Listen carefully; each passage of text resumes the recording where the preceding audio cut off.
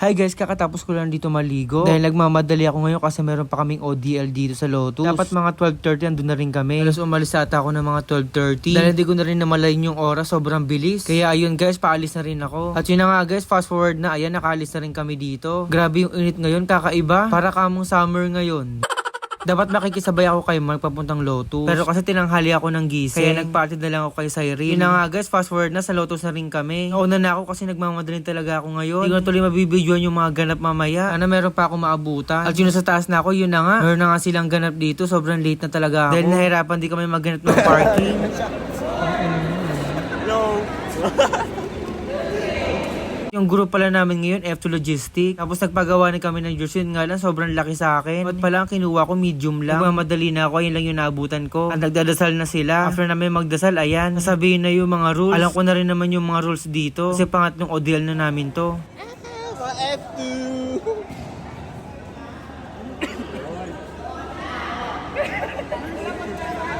Mark! Kumusta yung feeling? Ano yung feeling mo? Mananalo ba kayo? Kukunin niyo ba yung I list? feel so confident right now. Very dakis ka dyan. Right. Right. Tama yung manifestation ko. Magiging signal team ako, tapos minanifest ko ulit kagabi na makukuha ko pa rin yung best server. Kamusta naman yung lukot yung mga letters?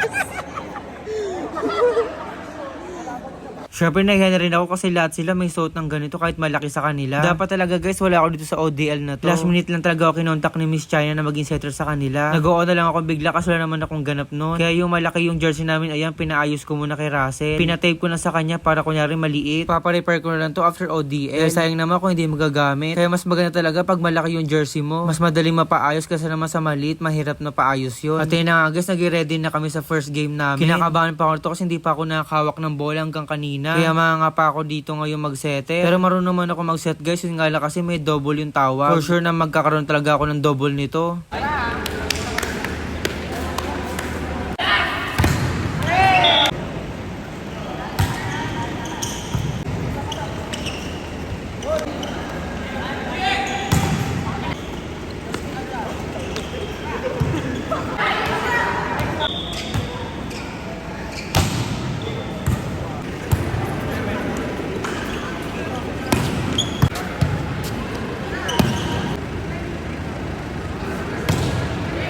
Guys, talo kami sa unang game namin. Sobrang tahimik namin at nangangapa pa kami. Sa next game namin, babawi kami. Okay lang naman yung first game pa lang naman yun. Guys, meron palang pagkain dito, spaghetti saka pizza. Nagpa-pizza pala si Drake dahil birthday niya. Ngayon lang ako nakakita ng itlog na may spaghetti ha.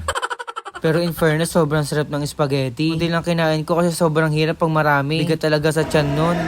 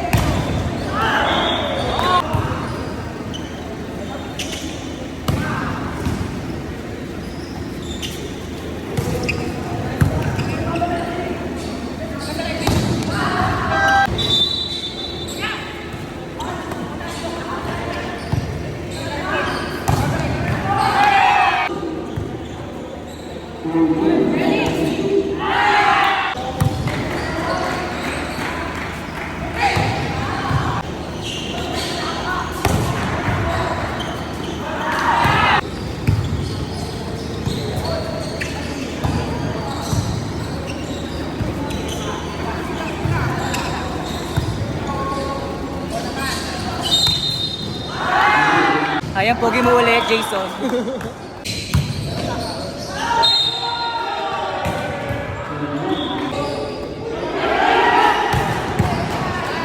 Russell. Rocky. Lap. For the lap. For the lap. Oh, sarap. Palista. Hindi rin siya nagpalista. Hinugot lang siya.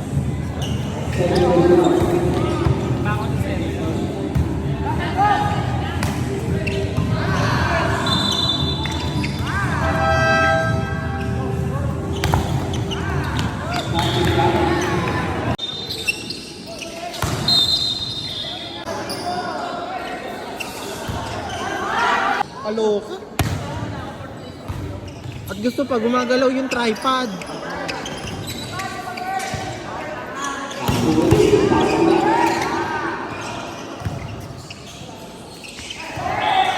At ayun na nga yung kinakatakot ko, laglag kami. Dapat kailangan namin manalo sa last game namin. Inaga na miyaw-miyaw kami ng Choco Mucho. Hinira talaga yung standing namin. Yung dapat inaasahan namin yung manalo, yung talaga natalo sila. Pero okay lang yun kasi nag-enjoy naman kami kahit papaano. Yung standing namin talaga 4-3 ata yun. Ang daming 4-3, yun nga lang sa score namin sobrang baba. Pero ganoon naman talaga, may mananalo at magtatalo. At yun na nga guys, nag-awarding na sila. Congrats pala sa mga merong award ha. Sana all na lang talaga. At ang pinakahintay ko dito kung sino yung magiging best opposite spiker. Guys, meron na nakakuha ng trono ko.